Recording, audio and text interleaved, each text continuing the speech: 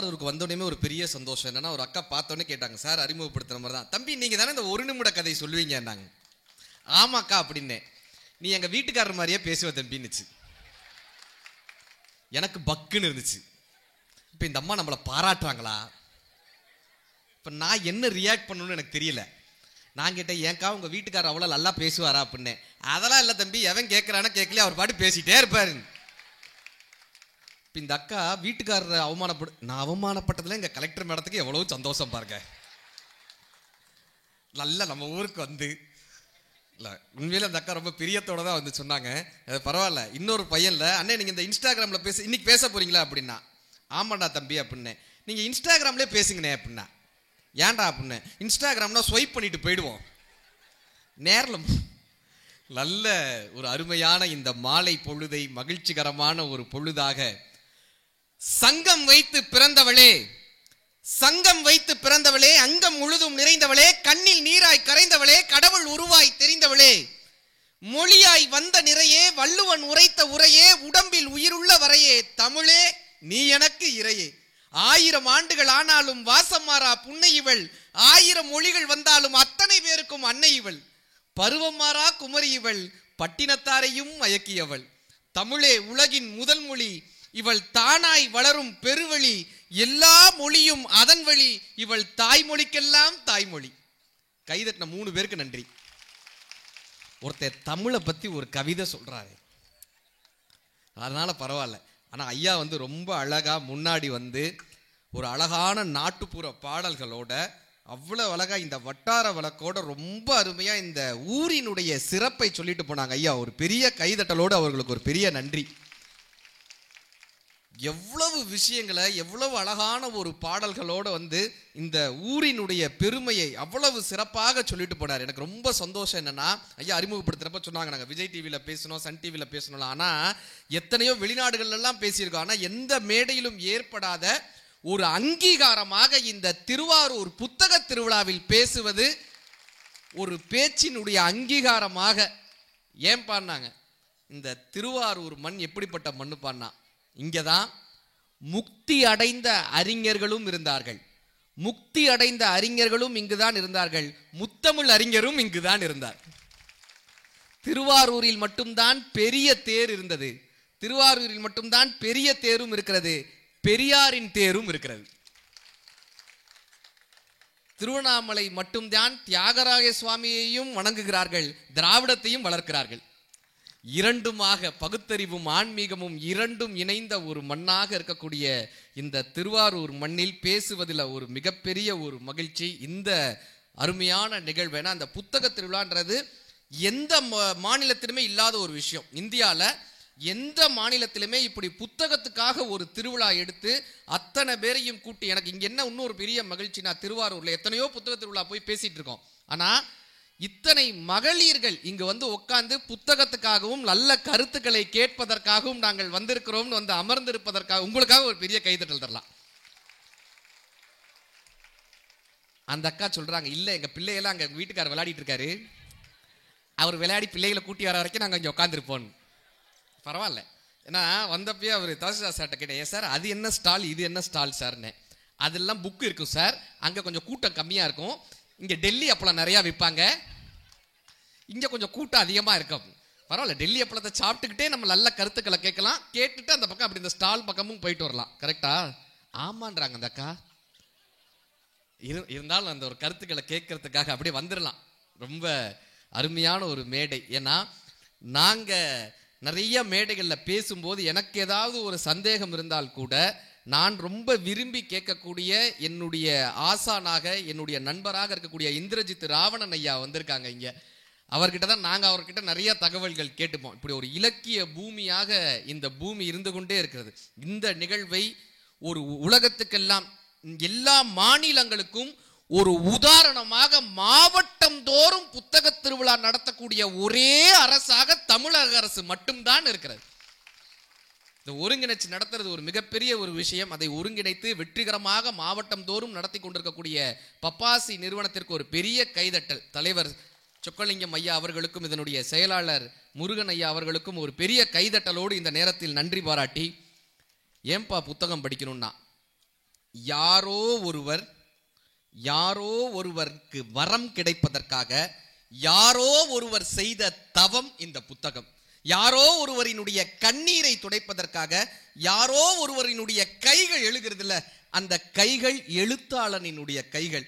யாரோ ஒருவர் வீட்டில் இருக்கக்கூடிய வறுமையை போக்குவதற்காக யாரோ ஒருவர் முதலீடு செய்யறாங்கல்ல, இந்த முதலீடு பதிப்பாளர்கள் செய்யக்கூடிய முதலீடு.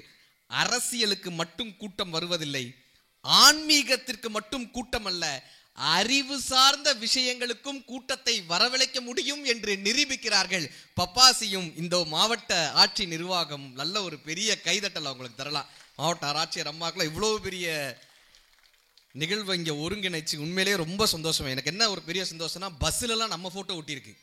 பஸ்ஸுலலாம் நாங்கள் நம்ம ஃபோட்டோ ஒட்டி இவ்வளவு தூரம் இந்த புத்தக திருவிழாவை அப்படியே இந்த திருவாரூர் முழுவதுமாக இங்கே நடக்கிறதுன்னு சொல்லி இத்தனை பேரை அழைச்சிட்டு வந்திருக்காங்கல்ல.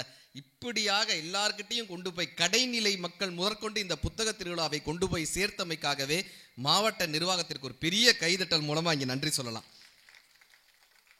அரசு என்பது பொதுமக்களிடமிருந்து வரி வாங்குவது மட்டுமல்ல, அரசு என்பது பொதுமக்களிடமிருந்து வரி வாங்குவது மட்டுமல்ல, நல்ல வரிகளை பொதுமக்களுக்கு தருவதும் அரசினுடைய கடமைதான் என்று நிரூபித்திருக்கிறார்கள் தமிழக அரசினர். கண்ணதாசன் ஐயா தான் சொல்லுவார், யாவர் கருத்தினும் எக்கருத்தே தான் வரினும் மூவர் எழுத்தினும் மூடர்தம் சொல்லினும் ஒரு கருத்தை மற்றொருவர் ஓங்கி மறுத்திடினும் உருத்தெரியாத ஒருவர் உளறி வைத்து போயிடனும் எழுத்தடுக்கி அன்னவற்றை ஏற்றி அச்சு வாகனத்தில் கொடுத்தருளும் தொழிலாளி கொள்கை பல கொண்டவனாம் தேவர் அணையவனாம் தெய்வ நிலை கொண்டவனாம் விருப்பு வெறுப்பறியா வெள்ளை மனம் பெற்றவனாம் மக்கள் மனம் மகிழ மங்கள நல் வாழ்வு கண்டு தக்க நிலையடைய தமிழ்தாய் அருள் புரிவார்னு அந்த பதிப்பாளர்களை வாழ்த்தியிருப்பார் கண்ணதாசன் ஐயா. அப்படி அருமையான இந்த பதிப்பாளர்களிலிருந்து இந்த மாவட்ட நிர்வாகத்திலிருந்து அத்தனை பேருக்கும் உங்கள் கைதட்டலின் மூலமாக நன்றி பாராட்டி, ஏன்பா புத்தகம் படிக்கணும் நாங்க கரெக்டா இன்னைக்கு நம்ம ஆளு சொல்றான், புத்தகத்தை எடுத்தார் 3வது பக்கம் தூக்கம் வந்துருச்சாருன்னு. கரெக்டா, புத்தகம் வாங்கப்படுகிறது, புத்தகம் வாங்கக்கூடிய பண வசதி நம்மிடம் இருக்கிறது, அதை படிக்கக்கூடிய மன வசதி நம்மிடம் இருக்கிறதா? அங்க ஒரு பெரிய கேள்வி வருது இல்ல. பாட புத்தகத்தை படிக்கிறதே நமக்கு பெரிய விஷயமா இருக்கு சார், 2வது பக்கம் 3வது பக்கம் படிக்கணும் தான் ஆசையா இருக்கு, தூக்கம் வந்துருது சார்ன்றான் இல்ல. ரவீந்திரநாத் தாகூர் அவர்கள் 80 வயது வரை எழுதிட்டு இருந்தார். 80 வயது வரை தாகூர்கிட்ட கேட்டாங்க, இத்தனை வயதை தாண்டி நீங்கள் எழுதி கொண்டிருக்கிறீர்களே ஏன் எழுதுகிறீர்கள்? தாகூருடைய பதில் என்ன தெரியுமா? நான் துருப்பிடித்து இறந்து போவதை விட தேய்ந்து தேய்ந்து தேய்ந்து இறந்து போகிறேன். இப்ப வீட்டுல சமயக்கட்டுல ஒரு துணி இருக்கும்ல, என்ன துணி? சமயக்கட்டுல ஒரு துணி இருக்கும்ல, கரி துணி. சார் கரெக்டா சொல்றார், அந்த பக்கம் பதில் வரல. சமயக்கட்டுல என்ன இருக்கும்? அங்க சார் சொல்றார் கரி துணி. தேய்க்கிறவங்களுக்கு தான் தெரியும். கரெக்டா சார்? ஆமான்ற. இந்த கரி துணி இருக்குல்ல, சமயக்கட்டுல ஒரு கிழிஞ்ச இந்த கந்தல் துணி இருக்குல்ல, கரி துணி. இந்த கரி துணி தன்னுடைய வாழ்க்கை வரலாற சொன்னா எப்படிப்பா இருக்கும்னு, இந்த தேஞ்சு போன நல்லா இருந்த ட்ரெஸ் தானே கரி துணி ஆக்குவோம். கரெக்டாமா? அதுவும் மனைவிமார்கள் வந்து தங்கள் புடவே மாற்ற மாட்டாங்க. எங்க பனியனு, எங்க சட்டை, பாதி பேர் வீட்டில் வேட்டி தான் இட்லி துணியா இருக்கு. அது நாங்கள் ஆண்கள் செய்த தியாகம். இருந்துட்டு போட்டோம். இந்த கரித்துணி தன்னுடைய வரலாறு சொன்னா எப்படிப்பா இருக்கும்னு எழுதியிருப்பார் கண்ணதாசன் ஐயா ஒரு பாட்டு. கரிச காட்டு கழனியிலே கால்கள் செய்த உழவு, இரு கைகள் செய்த கனிவு, குடிசை எரிக்கும் விளக்கை போல இலைகள் 2 வரவு, இது இயற்கை செய்த அழகு.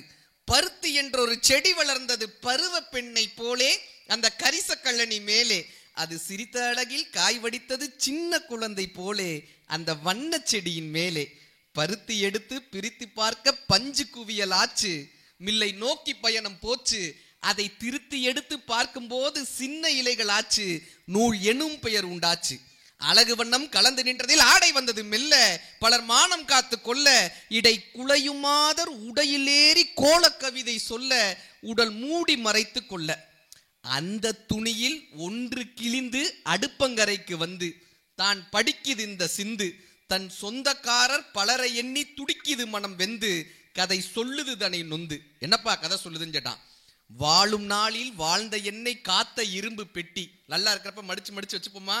வாழும் நாளில் வாழ்ந்த எண்ணெய் காத்த இரும்பு பெட்டி இன்று உதைக்கும் எண்ணெய் எட்டி, நிலை தாழ்ந்த போது மனிதன் கூட உடைந்த பானை சட்டி, யார் உறவு கொள்வார் ஒட்டி, மேனி அழகும் காசு பணமும் இருக்கும் வரை லாபம், இழந்த பின்பு பாவம், பின் ஞானியரை போல் பாட வேண்டும் நாய்களுக்கும் கோபம், இது நான் படித்த சோகம்னு கண்ணதாசன் ஐயா முடிச்சிருப்பார். நம்ம நல்லா வாழ்றோம்ல, உடல் ஆரோக்கியமா இருக்குல்ல, ஆரோக்கியமா இருக்கும்போது மடிச்சு மடிச்சு உள்ளர வச்சுக்கிறோம்ல, பெட்டிக்குள்ள வச்சுக்கிறோம்ல, மடிச்சு மடிச்சு மடிச்சு மடிச்சு உள்ளர வச்சுக்கிறோம்ல, அப்படி ஆரோக்கியமா இருக்கும்போது பொலிவோட இருப்போம். ஆனா ஒரு காலகட்டத்துல நம்ம மாறிக்கிட்டே வருதுல, இந்த காலம் மாறிட்டே வருதுல, நம்ம வாழ்க்கை கந்தல் துணி ஆகாமல் நம்மை காப்பாற்றுவது எதுப்பான்னா அது நாம் படித்த புத்தகமும் நாம் படித்த அறிவும் மட்டும்தான் நம் வாழ்க்கையை கந்தல் துணி ஆகாம காப்பாத்திக்கும். வீட்டில் ஒரு பெரியவர் படித்தவர் இருந்தார்னா நம்ம போய் கேட்போம்ல, உடம்பு சரியில்லைப்பா என்ன பண்ணணும்னு போய் கேட்குறோம்ல. வீட்டில் ஒரு பிரச்சனைனா யார்கிட்ட போவோம்? படித்த ஒருத்தர் இருப்பார் ஊரில், அவர்கிட்ட போய் கேட்போம்ல, ஐயா இந்த மாதிரி வீட்டில் பிரச்சனைங்கய்யா என்ன பண்ணுறது கேட்குறோம்ல. புதுசாக ஒரு வியாபாரம் தொடங்கணும், ஒரு பெரியவர் இருப்பார் வயசானவர், போய் கேட்போம்ல, ஐயா இது என்ன பண்ணணும்னு போய் கேட்குறோம்ல. படித்தவர்கள் பெரியவர்களாக இருக்கும்போது அவர்கள் அனுபவமும் அறிவும் அந்த ஊருக்கே பயன்படும். படிக்காத ஒருத்தர் அல்லது எதுவுமே இல்லாத ஒரு வயசான ஒரு உட்கார்ந்துருந்தா என்ன பண்ணுவாங்க? வம்பு பேசிட்டு இருப்பாங்க.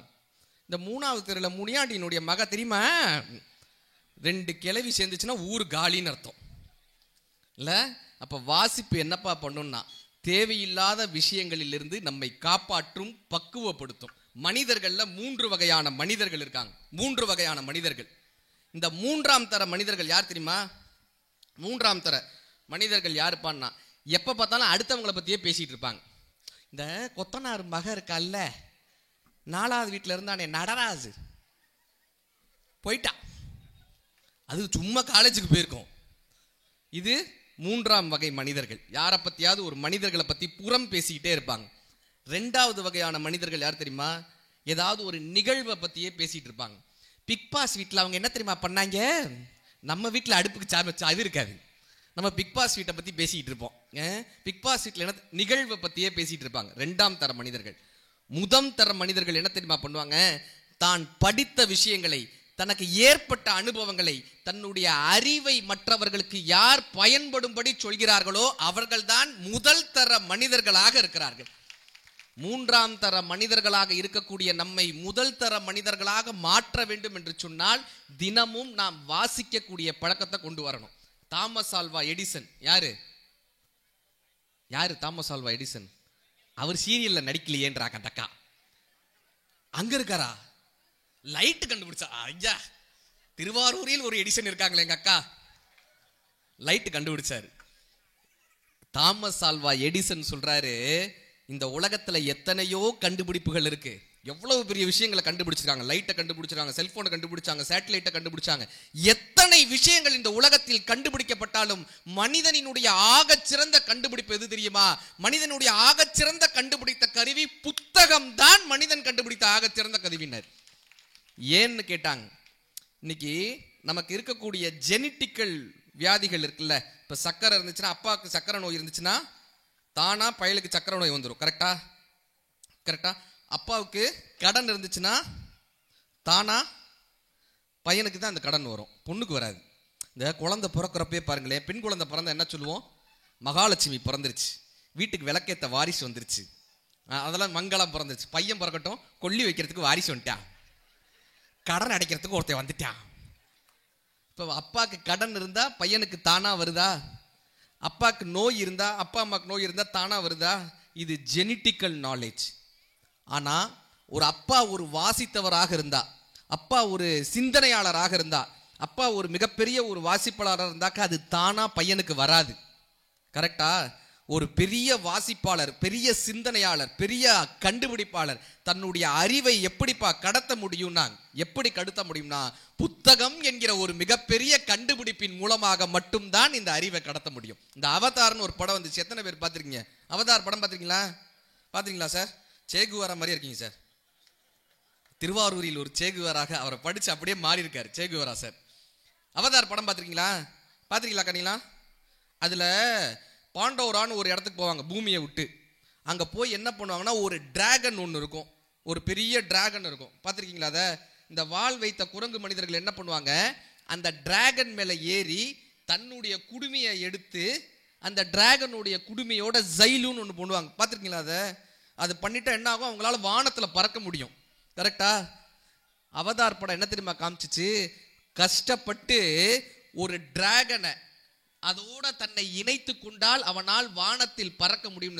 அப்படியாக ஒரு எழுத்தாளனை நீங்கள் தேர்ந்தெடுத்து கொண்டால், அப்படியாக ஒரு புத்தகத்தை நீங்கள் தேர்ந்தெடுத்து கொண்டால், அதற்குள் உங்களை நீங்கள் இணைத்து கொண்டால், நீங்கள் வானம் அல்ல மிகப்பெரிய உச்சத்தை அதையும் தாண்டி பறக்க முடியும் என்பதை இந்த புத்தகம் நமக்கு காமிச்சிட்டு போகுது. ஜைலு ஒரு பாண்டிங், ஒரு புத்தகத்தோட நமக்கு ஒரு பாண்டிங் இருக்கணும். ஏன் பான்னாங்க, ஒரு காலகட்டத்திலங்க ஒருத்தருடைய கவன குவிப்பு இருக்குல்ல, இப்போ ஒரு விஷயத்தை சொல்றோம்னா இந்த கவன குவியல் இருக்குல்ல, 40 நிமிஷம் இருந்துச்சான்.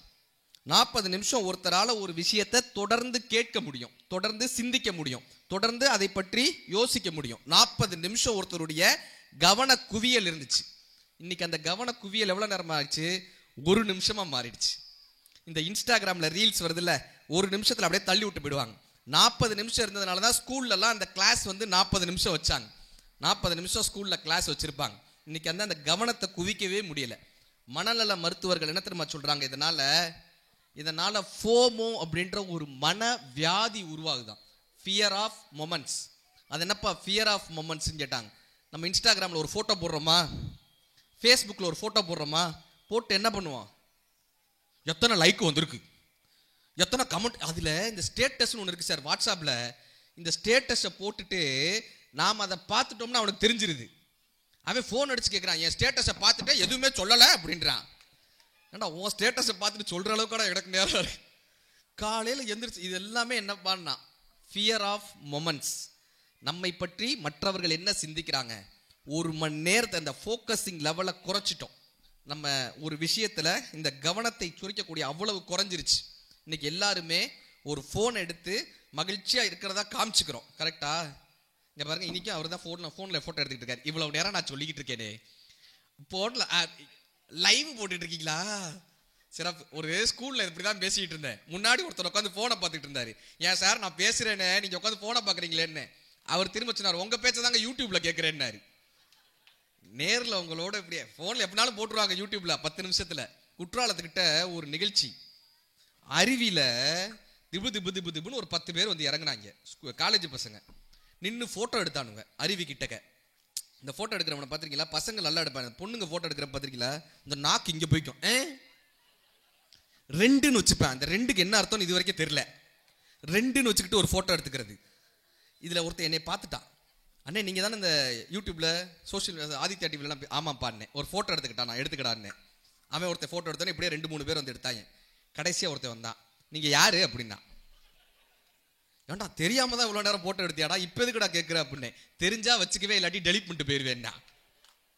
இன்னைக்கு என்ன ஆயிடுச்சுன்னா, நம்ம எல்லாருமே மகிழ்ச்சியா இருக்கணும்னு காமிச்சுக்க விரும்புகிறோம். கரெக்டா? மகிழ்ச்சியா இருக்கிறோமான்னு கேள்வி வருது இல்லை? ஜெயகாந்தன் தான் எழுதுவார், நாம் எல்லாம் வாழ்கிறோம் ஆனால் வாழ்கிறோமான்னார். எல்லாரும் சந்தோஷமா இருக்கிறதா காமிச்சுக்கிறோம். கல்யாண நாளில் ஐ லவ் மை ஹப்பின்னு ஸ்டேட்டஸ் போடுறோம். வீட்டுக்காருக்கு சோறு போடுறது கிடையாது, ஆனால் ஸ்டேட்டஸ் போட்டுருவோம். எல்லாரும் எங்கள் வீட்டில் எல்லா நாளும் அப்படி எல்லாருமா சேர்ந்து சிரிச்சுக்கிட்டு இருக்கிற மாதிரி ஒரு ஃபோட்டோ, அது மட்டும் அழகாக போட்டுருவோம் இல்லை? ஆமாம். ஆனால் நம்ம வீட்டில் அந்த மாதிரி மகிழ்ச்சியாக இருக்கிறோமான்னா பெரிய கேள்வி. எங்கள் வீட்டில் ஒய்ஃப் என்ன பண்ணா, இந்த மஷ்ரூம் அல்வான்னு ஏதோ ஒன்று பண்ணாங்க யூடியூப்லலாம் பார்த்துட்டு. அதை ஃபோட்டோ எடுத்து அவங்க பண்ணாங்களா, மஷ்ரூம் அல்வான்னு ஒன்று பண்ணி அதை ஃபோட்டோ எடுத்து ஃபேஸ்புக்கில் போட்டாங்க. 1000 லைக்கு. நான் லைக் பண்ணலையே. ஏன்டா, நான் மற்றதெல்லாம் அதை பார்த்தவே, நான் அதை சாப்பிட்டவே, எப்படி லைக் போடுறதுக்கு மனசு வரும்? அப்போ இந்த செல்ஃபோன் என்ன தெரியுமாங்க நம்மளை பண்ணிகிட்டே இருக்கு. ஏதோ ஒரு வகையில் நம்மை வேறு ஒரு ஆளாக காட்டுவதற்கு முயற்சி செஞ்சுக்கிட்டே இருக்கு. ஃபோமோன்ற ஒரு வியாதி மிகப்பெரிய ஒரு மன வியாதியாக மாறிட்டே இருக்கு. இன்னைக்கு குழந்தைகளுக்கு நம்ம என்ன தெரியுமா பண்ணுறோம், உடனே இந்த ஃபோனை கொடுத்துட்றோம். சாப்பிட்றப்ப இவன் ஃபோனை பார்த்தானா நிம்மதியாக நம்மளை தொந்தரவு பண்ணாமல் இருப்பான் பாண்டு ஃபோனை கொடுத்துட்றோம்ல. இன்னைக்கு சொல்லிட்டு போகிறேன் பாருங்க, டாக்டர் ஷாலினி மேம் சொல்கிறாங்க, நீங்கள் குழந்தைய சமாளிக்கிறதுக்காக கொஞ்சம் மதுவை ஊற்றி கொடுப்போமா, கொஞ்சம் நேரம் மயக்கத்தில் இருக்கட்டும், நம்மளை கொடுக்க மாட்டோம்ல. இந்த மதுவை விட 10 மடங்கு டோப்போமீன் இந்த செல்ஃபோனில் இருக்கான் குழந்தைகள் பார்க்கும்போது. நம்ம என்ன பண்றோம்னா பெரிய சந்தோஷமா சொல்றோம், என் பையன் யூடியூப்ல அப்படியே அஜித் பாட்டை போட்டு டான்ஸ் ஆடுவான் தெரியுமா, என் பையனுக்கு எவ்வளவு அறிவு தெரியுமான்றோம். அது அறிவு கிடையாது, அது அறிவு கிடையாது. கத்தியை எடுத்து ஒருத்தரை கீறுறது அறிவு கிடையாது. இந்த கத்தியை பயன்படுத்தணுமா வேணாமான்னு யோசிக்கிறது தான் அறிவு. ஒரு தீப்பெட்டியை எடுத்து கொளுத்தி போடுறது அறிவு கிடையாது, அது பயன்படுத்த தெரியல. இதை பண்ணலாமா வேணாமான்னு ஒருத்தனுக்கான பக்குவ நிலை இருக்குல்ல, அதுதான் அறிவு. ஸ்டீவ் ஜாப்ஸ் சொல்றாரு, திஸ் டிவைஸ். ஸ்டீவ் ஜாப்ஸ் யாரு? ஆப்பிள் நிறுவனத்தினுடைய ஓனர். ஸ்டீவ் ஜாப்ஸ் சொல்றாரு, this device will rule the entire world அப்படின்னாரு. ஒரு நாட்டில் இந்த செல்போன்றது ஒரு காலகட்டத்தில் இந்த உலகத்தை பூரா மாற்றி செய்யும்னாரு. அப்ப பத்திரிகையாளர்கள் கேட்கிறாங்க, ஏன் சார் உங்க பசங்க இந்த செல்போனை பயன்படுத்துறாங்களான்னு. ஸ்டீவ் ஜாப்ஸ் பதில் என்ன தெரியுமா?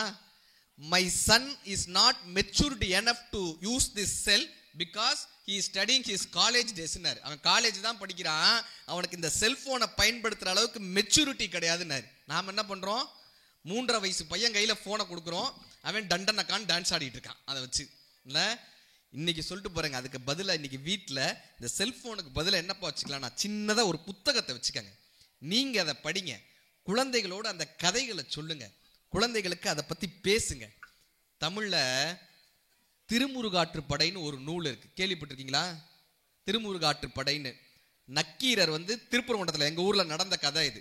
சங்க இலக்கியம் 10 பாட்டு 8 தொகை, அப்புறம் என்ன சார் அழகா சொல்றாரு 14 கீழ்கணக்கு. ஏன்னா நான் இப்பெல்லாம் கேள்வி கேட்பேன், அப்பதான் நீங்க என்னை பாக்குறீங்களான்னு அர்த்தம்.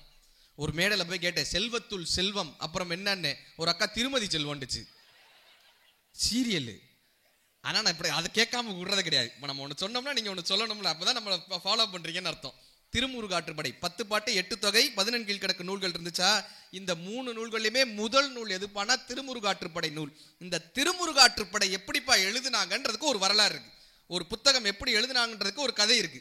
மதுரையில திருப்பரங்குன்றம் மலை இருக்குல்ல, மலை பார்த்திருக்கீங்களா? காசி விஸ்வநாதர் கோயில் இருக்கு.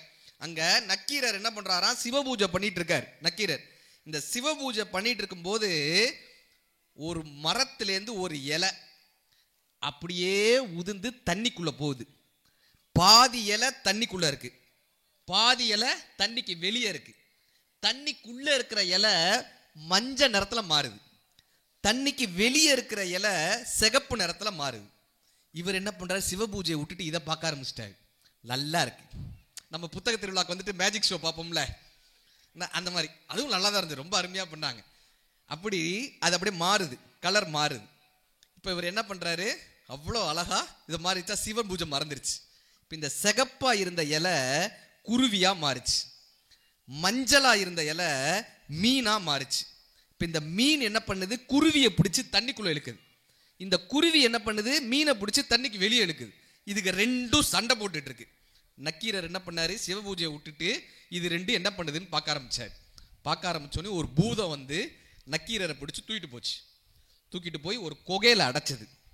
இந்த குகைக்குள்ளர ஏற்கனவே 999 முனிவர்கள் இருந்தாங்க.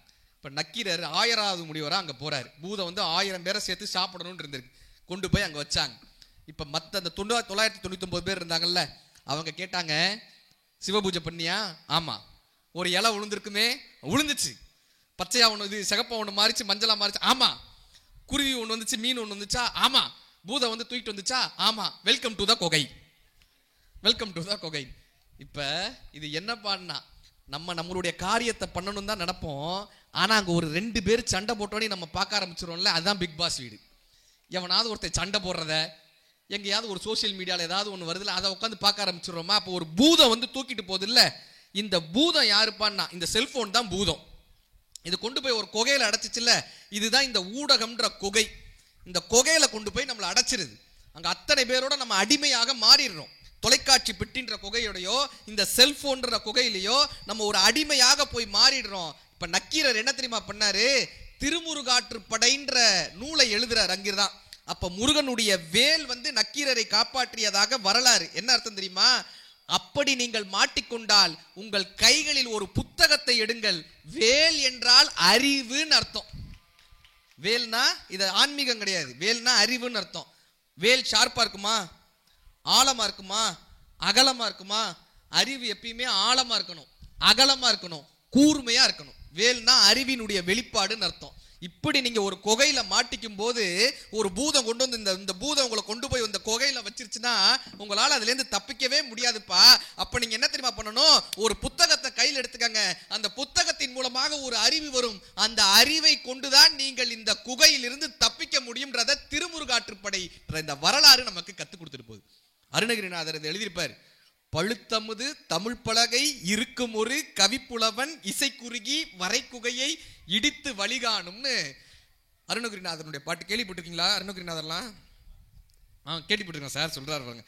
அவ்வளவு அழகான ஒரு பாட்டுங்க. வேல் வகுப்புன்னு. திருத்தணியில் உதித்தருளும் ஒருத்தன் மலை விருத்தன் என திகுத்தினுரை கருத்தமையில் நடத்த குகவேலே பருத்த முளை சிறுத்த இடை கருத்த குழல் வெளுத்த நகை சிவத்த இதழ் மரச்சிறுமி விழிக்கு நிகராகும் பனைக்கமுக படக்கரட மதத்தவள கஜக்கடவுள் பதத்தினை களத்து முளை தெரிக்க வரமாகும் பழுத்தமுது தமிழ் பலகை இருக்கும் ஒரு கவிப்புலவன் இசைக்குறுகி வரைக்குகையை இடித்து வழிகாணும் சுரர்க்கும் முனிவர்க்கும் வகுபதிக்கும் விதி தனக்கும் அரர் தனக்கும் குறும் இடுக்கண் விரைசாரும் சுடற்பருதி ஒளிப்பநில ஒழுக்குமதி ஒளிப்பாலை அடக்குந்தளல் ஒளிப்ப ஒளிர் ஒளிப்பிரபை வீசும் துதிக்கும் அடியார்க்கு கெடுதல் ஒருவர் நினைக்கின் அவர் குலத்தை அறக்கலையும் எனக்கோர் துணையாகும் சுழற்கரிய திருப்புகளை உரைத்தவரை அடுத்த பகை அறுத்தெறிய உருக்கியலும் அறத்தை நிலைகாணும் தருக்கி நமன் முறுக்கி வரின் எருக்குமதி தரிக்குமுடி படைத்த விரல் படைத்த இறைகளுக்கு நிகராகும் களத்தில் உள்ள கணபதிகள் கழிப்பில் உள்ள மலர்க்கமல கரத்து முனை விதிர்க்க வளைவு காணும் தருக்கி நமன் முறுக்கி வரின் எருக்குமதி தரிக்குமுடி படைத்த விரல் படைத்த இறைகளுக்கு நிகராகும் சலித்து வளர் அரக்கருடல் கொளுத்து வளர் பெருத்த தொடை சிவத்த தொடை என சிகையில் விருப்பமோடு சூடும் திரைகடலை உடைத்து நிறைபுணர் கடிது குடித்து உடையும் உடைப்பை அடைய அடைத்து உதிரம் நிறைந்து விளையாடும் திசைக்கிரியை முதற்குளிசன் அறுத்த சிறை முளைத்ததென முகட்டினிடை பறக்க அறவிசைத்து அதிர ஓடும் திசைக்கிரியை முதல் கிளிசன் அறுத்த சிறை முளைத்ததென முகட்டினிடை பறக்க அறவிசைத்து அதிர ஓடும் சினத்த உணர் எதிர்த்த ரணகளத்தில் வெகு குறை தலைகள் சிரித்து எயிறு கடித்து விழி விழித்து அலற மோதும் திருத்தணியில் உதித்தருளும் ஒருத்தன் மலை விருத்தனென துளத்திலுரை கருத்தமையில் நடத்து குகவேலேன். அருணகிரிநாதருடைய வேல் வகுப்புன்னு ஒரு பாட்டு கேட்கறதுக்கே சந்தோஷமா இருக்குல்ல. இல்ல இந்த சந்தம் கவிதை கேட்கறதுக்கு எவ்வளவு சந்தோஷமாக இருக்கு. இந்த கவிதை நமக்கு என்னப்பா பிடிக்கும்னு பார்க்கணும். புத்தகத்தை தேர்ந்தெடுக்கும் போது நமக்கு கவிதை பிடிக்குமா, கவிதையை தேர்ந்தெடுக்கணும். கதைகள் பிடிக்குமா, நல்ல சிறுகதை ஆசிரியரை தேர்ந்தெடுக்கணும். அதனாலதான் நாமுத்துக்குமார் எழுதுவாரு, இவன் தோட்டத்தில் பூவும் இருக்கிறது முள்ளும் இருக்கிறது பனித்துளி செய்ய தெரியவில்லை. இவன் வானத்தில் வெயிலும் இருக்கிறது மழையும் இருக்கிறது வானவில் செய்ய தெரியவில்லை. இவன் கடலில் அலையும் இருக்கிறது நுரையும் இருக்கிறது கடந்து போக தெரியவில்லை. இவன் வாழ்க்கையில் இன்பமும் இருக்கிறது துன்பமும் இருக்கிறது வாழத்தான் தெரியவில்லை. நம்ம ஒரு பிசினஸ் ஆரம்பிக்கிறோம் சார், 10,000 ரூபாய் போட்டு பிசினஸ் ஆரம்பிக்கிறோம். கரெக்டா? இந்த பிசினஸ் எப்ப சக்சஸ் சொல்லுவோம்? இந்த 10,000 ரூபாய் 1 லட்சம் ரூபாய் ஆனா சக்சஸா, 1 கோடி ரூபாய் ஆனா இன்னும் சக்சஸா? இப்ப நம்ம பிறக்கும் போது சந்தோஷமா பிறக்கிறோம்ல, கரெக்டா? இந்த ஒரு சின்ன குழந்தை, ஒரு வயசு குழந்தை சிரிக்கிறதுக்கு பெருசா ஜோக்கெல்லாம் சொல்ல வேணாம். ஒரு கிளுகிழுப்பை விற்பாங்க, 10 ரூபாய்க்கு ஒரு கிளுகிழுப்பு இருக்கும். நீங்க எடுத்துட்டு போய் அந்த குழந்தை முன்னாடி இப்படி ஆட்டுங்களேன், விழுந்து விழுந்து சிரிக்குமா? அதே கிளுகிழுப்பு எடுத்துட்டு போய் ஒரு 80 வயசு தாத்தா முன்னாடி இப்படி ஆட்டுங்க, பொலிர்னு கண்ணத்துல விடுவாரு. ஆனா அதே தாத்தா தானே 80 வயசுக்கு முன்னாடி சிரிச்சவர். வாழ்க்கையை தொடங்கும் போது மகிழ்ச்சியினுடைய உச்சத்தோடு தொடங்குறோங்க.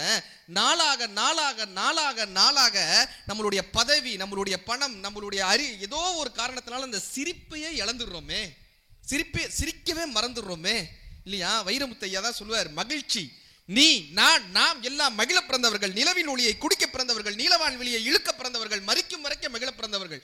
ஏன் தெரியுமா? ஒரு ஆணின் பெண்ணின் மகிழ்ச்சியில் பிறந்தவர்கள். மகிழ்ச்சி இல்லையே அலைகள் கொண்டு ஜாலந்தரம் பாடுமா கடல், இடிகள் கொண்டு தம்பட்டம் தட்டுமா வானம், வீட்டிற்கு திரும்பி வருமா வெளியூர் சென்ற காற்று, உதிர்ந்து உதிர்ந்து இலைகள் உதிர்ந்து நலிந்து நலிந்து வெயிலில் நலிந்து அளந்து அளந்து கொழுந்து எழுந்து சித்திரை மாதம் தாவர வர்க்கம் முத்திரை காட்டி முகிழ்ப்பதெல்லாம் மகிழ்ச்சி மகிழ்ச்சி மகிழ்ச்சின்னார். இந்த மகிழ்ச்சியை தொலைச்சிட்டோமே சார், சிரிக்கிறதே கிடையாது. பஸ்ல பக்கத்துல ஒருத்தர் உட்கார்ந்து இருந்தாருன்னா அவரை பார்த்து சிரிக்க மாட்டோம், கரெக்டா? பக்கத்துல யாராவது உட்கார்ந்து நம்ம செல்போன் எடுத்து வச்சிடறோம். இன்னைக்கு பக்கத்து இருக்கை பயணியிடம் சிரிக்க மறந்த நபருக்கு தூரத்தில் இருந்து கையாட்டி அன்பு என்றால் என்ன என்று காட்டுகிறாள் தூரத்தில் இருக்கக்கூடிய சிறுமின்னு பிரான்சிஸ் கிருபா ஒரு கவிதையில் எழுதியிருப்பார். இப்படி பக்கத்தில் இருக்கக்கூடிய மனிதர்கள்ட்ட கூட நம்ம சிரிக்கிறதே இல்லையே. இந்த இழந்த சந்தோஷத்தை ஒரு புத்தகத்தால மட்டும்தான் தர முடியும். இன்னைக்கு என்ன ஆயிடுச்சுன்னா, இந்த புத்தகம் படிக்கிறவங்களை பார்த்தாலே என்ன ஆயிடுது, ஏதோ வேற்று கிரக வாசி மாதிரியே பார்க்குறாங்க. புக்கு படிக்கிறீங்களா? படிச்சு என் பையன்கிட்ட சொல்றேன், டே படிச்சாக்க வாழ்க்கையில முன்னேறலாம்டா. அது நம்ம தான் அதை படிச்சுட்டா சும்மா இருக்க மாட்டோம்ல, வீட்டில் எதையாவது ஒன்று. இப்போ நிகழ்ச்சி வராத நாட்டில் நாங்கள் என்ன பண்ணுவோம்னு நினைக்கிறீங்க? வீட்டில் கூப்பிட்டு ஒய்ஃபையும் குழந்தையும் உட்கார வச்சுட்டு நம்ம படித்த விஷயத்தை எதையாவது சொல்லுவோம். அவங்க அப்படியே காதை பொத்திட்டு கேட்பா, எப்பா இன்னைக்கு உனக்கு நிகழ்ச்சி இல்லையாப்பான்னு. என் பையனை கூப்பிட்டு சொன்னேன், டே படிச்சாக்க வாழ்க்கையில கண்ணதாசன் ஐயா சொல்லுவாரு, இசையறிந்தோன் குழல் எடுத்தால் இசை பிறக்கும், திசையறிந்தோன் படகெடுத்தால் தேசம் தோன்றும், திடமுடையோன் படையெடுத்தால் பகைமை வீழும், அறிவுடையோன் ஏடொன்றே அறிவின் கன்று அவ்வழியே தமிழ் செய்தி வந்ததென்று, திடமுடையோன் கைகளிலே திகழ்ந்து நின்று தேனமுற தமிழோசை வாழ்க என்று கண்ணதாசன் ஐயா சொன்னார்றான்னு. அவன் என்ன இப்படியே பார்த்தான். படிச்சா நல்லது அவ்வளவுதானே, ஏன் இழுக்கிற, ஏன்பா இழுக்கிற, சாட்டா முடிப்பா, காது வலிக்குதுப்பா, மூச்சு விட முடியலப்பா, வேர்வையா வருது பான்றான். இது கவிதை சொன்னா. இன்னைக்கு புத்தகத்தை பார்த்தாலே பயப்படுறானுங்க சார். சென்னையில் எனக்கு தெரிஞ்ச ஒரு நண்பர், அவருக்கு ஒரு 60 வயது, அப்போ எங்களுக்கு பழக்கம் ஏற்படும் போது ஒரு 60 வயது, அதுக்கப்புறம் ஒரு 15 வருட பழக்கம் ஐயாவோட. அவங்க என்ன பண்ணாங்கன்னா, அவங்க வீட்டில் ரொம்ப சிரமப்பட்டு ஒரு அறை கட்டினார், பெரிய அறை கட்டினாங்க. அதில் அவ்வளவு தலை சிறந்த புத்தகங்கள், புத்தக திருவிழாவில் போய் எங்கெங்க என்னென்ன புத்தகங்கள் தலை சிறந்த புத்தகங்கள் கிடைக்குமோ மிகப்பெரிய எழுத்தாளர்களுடைய புத்தகங்கள்லாம் கொண்டு வந்து அந்த அறையில் சேகரிச்சு வச்சு ஒரு மினி லைப்ரரி, பெரிய லைப்ரரியை உருவாக்குனார். பெரிய லைப்ரரி. அங்கே மாதம் ஒரு தடவை இப்படியான இலக்கிய கூட்டம் நடக்கும். சிறுகதைகளை பற்றி பேசுவாங்க, கவிதைகளை பற்றி பேசுவாங்க, அவங்க வாசித்த புத்தகங்களை பற்றி பேசுவாங்க. இப்படி எல்லாரும் உட்காந்து பேசக்கூடிய ஒரு இடமாக அந்த இடம் இருந்தது. சமீபத்தில் அந்த ஐயா தவறிட்டாங்க. நாங்கள் அந்த இறுதி காரியங்களுக்காக போகிறோம், அங்கே அவர் வீட்டுக்கு அந்த இறுதி காரியங்களுக்காக போகிறோம். அந்த தெரு முக்கில் ஒரு குப்பை தொட்டி சார், பெரிய குப்பை தொட்டி. அந்த குப்பை தொட்டி நிறைய புத்தகம், அந்த குப்பை தொட்டி நிறைய அந்த அவர் சேகரித்து வச்ச புத்தகம். அந்த புத்தகத்தை பார்க்கும்போதே மனம் கனத்து இருந்துச்சு. எங்களுக்கு தெரியும் இது இவர் வீட்டிலேருந்து வந்து தான் விழுந்திருக்குன்னு. அத்தனை புத்தகங்களும் குப்பை தொட்டியில் கிடந்தது. இப்போ அந்த இறுதி சடங்குக்கு போகிறோம். நான் மெல்லமாக அவருடைய பையனை கூப்பிட்டு சொன்னேன், ஐயா வந்து இது ரொம்ப சிரமப்பட்டு எல்லா புத்தகங்களையும் சேர்த்தாங்க, நீங்கள் இது முக்கில் போட்டிங்களா அப்படின்னு கேட்டேன். அவர் சொன்னார், இதை வச்சு நாங்கள் என்ன பண்ண போகிறோம், நடந்த சம்பவம், இதை வச்சு நாங்கள் என்ன பண்ண போகிறோம், எங்களுக்கு யாருக்குமே வாசிக்கிற பழக்கம் கிடையாது. அந்த ரூம் இருந்துச்சுன்னா நாங்கள் அதை ஒரு ஜிம்மாக மாற்றிப்போம், அந்த ரூம் இருந்துச்சுன்னா நாங்கள் அதை வந்து ப்ரொஜெக்டர் வச்சு ஹோம் தியேட்டராக மாற்றிப்போம், அந்த ரூம் இருந்துச்சுன்னா வேற எதுக்காவது நாங்கள் பயன்படுத்திப்போம். இந்த புத்தகத்தை வச்சு நாங்கள் என்ன பண்ணுறோம், நீங்கள் வேணா ஏதாவது வேணும்னா எடுத்துகிட்டு போங்க, கார்பரேஷன்காரங்க எடுத்துகிட்டு போகிறதுக்கு முன்னாடி நீங்கள் எடுத்துகிட்டு போங்கன்னாங்க. இன்னைக்கு உண்மையிலேயே அடுத்த தலைமுறைக்கு இந்த வாசிப்பினுடைய பழக்கம் இருக்கிறதானா ஒரு பெரிய கேள்விக்குறி தானே. அடுத்த தலைமுறைக்கு இந்த வாசிப்பு பழக்கத்தை கொடுக்க வேண்டிய மிகப்பெரிய பொறுப்பு நம் தலைமுறையினருக்கு இருக்கு. அடுத்த தலைமுறை மிகப்பெரிய ஒரு சிந்தனையாளர்களாக, அறிவு சார்ந்த மக்களாக வரணும்னா வேற வழியே கிடையாது. நம்ம இந்த பழக்கத்தை வச்சுக்கணும், வாசிக்கக்கூடிய பழக்கத்தை. சார் இது ஏன் தெரியுமா, இந்த வாசிப்பு பழக்கம் ரொம்ப ரொம்ப முக்கியம். இத்தாலியில நடந்த சம்பவம், இன்னைக்கு நீங்க கூகுள்ல போய் நான் அந்த சம்பவத்தை சொல்றேன், கூகுள்ல போய் அடிச்சு பாருங்க. இத்தாலி நாட்டில் ஒரு திருடன் ஒரு வீட்டுக்குள்ள போயிட்டான், எல்லாத்தையும் திருடிட்டான். திருடி முடிச்சுட்டு அங்க ஒரு புத்தகம் கிடைச்சிருக்கு, அவர் அந்த புத்தகத்தை வாசிக்க ஆரம்பிச்சிருக்காரு. இது என்னப்பா புத்தகம்னு ஒரு 2 பக்கம் வாசிக்க இன்ட்ரெஸ்ட் ஆயிடுச்சு. இவர் திருடின விஷயத்தெல்லாம் ஓரமா வச்சுட்டு சோஃபால உட்காந்து புத்தகம் படிக்க ஆரம்பிச்சிட்டாரு. அது அவ்வளோ இன்ட்ரெஸ்டா இருக்கு அந்த புத்தகம். உட்காந்து வாசிச்சுக்கிட்டே இருக்காரு. 1 மணி நேரம் ஆகுது, 1.5 மணி நேரம் ஆகுது. இப்போ வீட்டு ஓனர் வந்துட்டார். வந்தவர் உள்ள ஒருத்தர் திருடி இருக்கான், இந்த மாதிரி புத்தகம் படிச்சுட்டு இருக்கான்னு பார்த்து போலீஸ்க்கு தகவல் கொடுத்துட்டாரு. இப்போ போலீஸ் வந்துட்டாங்க. போலீஸ் வந்து அவர் அரெஸ்ட் பண்ண வர்றாங்க. இவர் அரெஸ்ட் பண்ண வந்த போலீஸை சொல்றாரு, 1 நிமிஷம் பொறுங்க, இன்னொரு 1 மணி நேரம் பொறுத்தீங்கன்னா அந்த புத்தகத்தை படிச்சு முடிச்சுக்குவேன். எப்படினாலும் நீங்க அரெஸ்ட் பண்ண போறீங்க, ஒரு 1 மணி நேரம் கொடுங்க, நான் இந்த புத்தகத்தை படிச்சு முடிச்சுக்கிறேன். போலீஸ் அதுக்கு பெர்மிஷன் கொடுக்கல, அவர் அரெஸ்ட் பண்ணிட்டு போயிட்டாங்க. இது இத்தாலியில மிகப்பெரிய பிரபலம் ஆகுது. இந்த சம்பவம் வந்து எல்லாருக்கும் வைரல் ஆகுது. இப்படி ஒரு திருடன் ஒரு வீட்டுக்கு போனாரு, ஒரு புத்தகத்தை படிச்சாரு, அந்த போலீஸ் கிட்ட மாட்டிக்கிட்டாரு, ரொம்ப வைரல் ஆகுது. அந்த புத்தகத்தை எழுதியவர் பேர் ஜியோமென் ஹெச்சி, ஹேம்மர்ன்ற ஒரு புத்தகம். இப்போ அந்த எழுத்தாளர் என்ன பண்றாருன்னா, சிறைச்சாலைக்கு ஒரு காப்பி அனுப்பிச்சு விடுறாரு. நீங்க அங்க படிக்க முடியல, இந்த காப்பியை நீங்க நிதானமா உட்காந்து சிறைச்சாலையில படிங்கன்னு ஒரு காப்பி அனுப்பிச்சு விடுறாரு. இப்ப இத்தாலியில இது பெரிய சம்பவமாக மாறி 4 சர்ச்சைகளை அங்க உருவாக்குச்சு. 4 மிகப்பெரிய சர்ச்சைகளை உருவாக்குச்சு. 1, அந்த போலீஸ் அவரை படிக்க விட்டுருக்கணும். 2, ஏன்னா அந்த போலீஸ் பிடிக்க போனது ஒரு திருடனை, கரெக்டா, பிடிக்க போனது ஒரு திருடனை, ஆனால் பிடித்து வந்தது ஒரு வாசிப்பாளனை. பிடிக்க போனது ஒரு திருடனை, பிடித்து வந்தது ஒரு வாசிப்பாளனை. ஏன்னா ஒருத்தன் புத்தகத்தை கையில எடுத்துட்டானாலே அவனுடைய மனம் மாறிடும். மூணாவது நீங்கள் இப்படி உங்களை மனம் மயக்க, நீங்கள் இப்படி உங்களை மெய்மறந்து வாசித்த புத்தகம் எதுன்னு ஒரு கேள்வி. இப்ப நமக்குள்ள அது வரும்ல, மெய்மறந்து நம்ம கடைசியா இப்படி வாசிச்ச ஒரு புத்தகம் என்ன? 4வது, ஏன் அவர் அந்த புத்தகத்தை படிச்சார்? இப்படி மெய்மறந்து வாசிக்க காரணம் என்ன? உளவியல் நிபுணர்கள் அதை ஆராய்ச்சி பண்ணி சொல்றாங்க. ஏன் தெரியுமா அவர் அந்த புத்தகத்தை படிச்சாரா? ஏன்னா அந்த புத்தகம் ஒரு ராஜா தன்னுடைய நாடு திரும்புவதை பற்றிய புத்தகம். ஹேமர்ன்ற புத்தகம். இன்னைக்கு நீங்க கூகுள்ல போய் அடிச்சு பாருங்க, ஜியோமன் ஹெச்சி ஹேமர் இத்தாலி தீஃப் சம்பவம் அடிச்சு பார்த்தீங்கன்னா தெரியும். அது ஒரு ராஜா நாடு திரும்புவதை பற்றி, தன்னுடைய வீடு திரும்புவதை பற்றிய ஒரு புத்தகம். இந்த திருடன் வீட்டை விட்டு வெளியே வந்து ரொம்ப நாள் ஆயிடுச்சு. அவனுக்கு தன்னுடைய மனைவியினுடைய ஞாபகம், தன்னுடைய குழந்தைகளினுடைய ஞாபகம், தன்னுடைய வீட்டினுடைய ஞாபகம் வந்து அந்த புத்தகத்தை படிக்கும் போது அந்த வெற்றிடம் அதனால் நிரம்பியதாம். நமக்குள்ள ஒரு வெற்றிடம் இருக்குல்ல, நமக்குள்ள ஏதோ ஒரு விஷயத்தை இழந்திருப்போம்ல, நமக்குள்ள ஒரு இழந்த காதல் இருக்கும், நமக்குள்ள ஒரு இழந்த ஒரு திறமை இருக்கும். நான் ஒரு ஓவியன் ஆகணும்னு ஆசைப்பட்டேங்க, நான் ஒரு பேச்சாளர் ஆகணும்னு ஆசைப்பட்டேங்க, நான் ஒரு கவிஞன் ஆகணும்னு ஆசைப்பட்டேங்க, நான் ஒரு எழுத்தாளர் ஆகணும்னு ஆசைப்பட்டேங்க. ஆனால் காலப்போக்கில் என்னால் பண்ணவே முடியாது. இழந்த ஒரு தருணம் இருக்கும்ல, ஒரு வெற்றிடம் இருக்கும்ல, இழந்த ஒரு காதல் இருக்கும்ல, இழந்த ஒரு மேடை இருக்கும்ல, இழந்த ஒரு குடும்பம் இருக்கும்ல, இழந்த ஒரு பணம் இருக்கும்ல, இழந்த ஒரு சொத்து இருக்கும்ல, இழந்த ஒரு சொந்தம் இருக்கும்ல, அத்தனையையும் நிறைவு செய்வது புத்தகங்கள் மட்டும்தான். அந்த வெற்றிடத்தை அமெரிக்கால இந்த கருப்பர்களுக்கும் வெள்ளையர்களுக்கும் எப்பயுமே ஒரு சண்டை நடந்துகிட்டே இருக்கும், நிறவெறி சண்டை நடந்துகிட்டே இருக்கும். ஒரு காலேஜில் ஸ்டூடெண்ட்ஸ் இது பண்றாங்க, 2 பேர் சண்டை போடுறாங்க, ஸ்டூடெண்ட்ஸ் 2 பேர் சண்டை போட்டுக்கிட்டே இருக்காங்க. இப்போ அங்கே தண்டனை என்ன தெரியுமா கொடுத்தாங்க? அந்த ஸ்டூடெண்ட்ஸ்க்கு 2 பேருக்குமே சிறையில் அடைச்சு, அந்த சண்டை போட்ட பசங்க எல்லாருமே மைனர்ஸ், மேஜர் பசங்க கிடையாது, மைனர், சிறுவர் சீர்திருத்த பள்ளியில் சேர்த்து இந்த பசங்க எல்லாருமே ஒரு புத்தகத்தை ஆய்வு செய்து அந்த புத்தகத்தை பத்தின ரிசர்ச்சை சமர்ப்பிக்கணும். ஒவ்வொருத்தரும் அந்த ரிசர்ச்சை அப்ரூவ் பண்ணா மட்டும்தான் அவங்க சிறையிலிருந்து விடுதலைன்னு. நீங்க நம்பவே மாட்டீங்க, அத்தனை புத்தகங்களையும் வாசிப்பாளராக மாறிய அந்த சிறுவர்களுக்குள் அந்த நிற வேற்றுமை என்கிற அந்த எண்ணமே இல்லாமல் சென்றதுன்றது இப்ப நடந்த ஒரு வரலாறு. ஒரு புத்தகங்க சமீபத்தில் நான் படிச்சு ரொம்ப மகிழ்ச்சி அடைஞ்ச ஒரு புத்தகம், 457 டிகிரி ஃபாரன்ஹீட்னு ஒரு புத்தகம் உள்ளர கிடைக்கும். 457 டிகிரி ஃபாரன்ஹீட், அது என்ன பார்த்தோம்னா 457 டிகிரி ஃபாரன்ஹீட்ல ஒரு புத்தகம் எரிஞ்சிடும். கரெக்டா?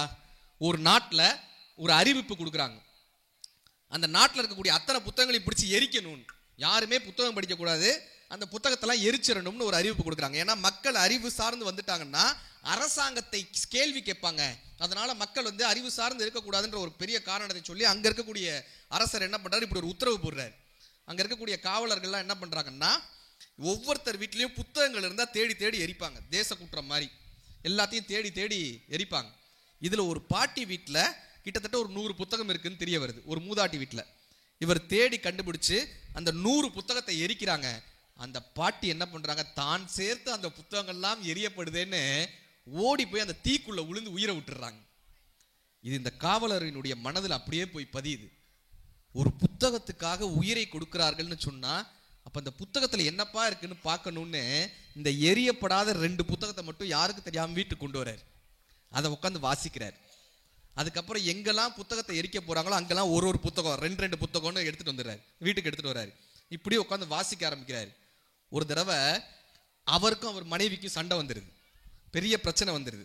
இப்போ அவங்க மனைவி என்ன பண்றாங்கன்னா, கவர்மெண்ட்டுக்கு ஃபோன் பண்ணி எங்க வீட்டுக்காரரே இவ்வளவு புத்தகம் வச்சிருக்காருன்னு சொல்லி கொடுத்துறாங்க. ஆமா, அது நடக்கல சார், அனுபவிச்சு கைதிட்டுறாரு, வீட்டுல சொல்லிடுறாங்க. இப்ப கவர்மெண்ட் அவரை சிறைச்சாலையில் அடைக்கிறாங்க. அவர் சிறையிலிருந்து தப்பித்து பக்கத்தில் இருக்கக்கூடிய காட்டுக்கு போறாரு. அந்த காட்டில் அவர் சந்திக்கக்கூடிய மனிதர்கள் எல்லாம் இருக்காங்க. அந்த மனிதர்கள் எல்லாம் யார் தெரியுமா, நடமாடும் புத்தகமாக மாறி சென்றவர்கள். ஒரு புத்தகத்தை தானே உங்களால் எரிக்க முடியும். இந்த கம்பராமாயணம் நடந்து போறாருப்பா, இந்த சிலப்பதிகாரம் நடந்து போறாருப்பா, இந்த சேக்கிலாரினுடைய பெரிய புராணம் நடந்து போறாருப்பான்னு ஒருத்தர் முழுவதுமாக ஒரு புத்தகமாகவே மாறி இருந்தாருன்னா எப்படி இருக்கும்? அப்படியாக மனிதர்கள் எல்லாம் வாசித்து வாசித்து வாசித்து ஒரு புத்தகமாகவே மாறி போன மனிதர்களாக அந்த காட்டில் இருந்தார்களாம், சொல்லி சொல்லி.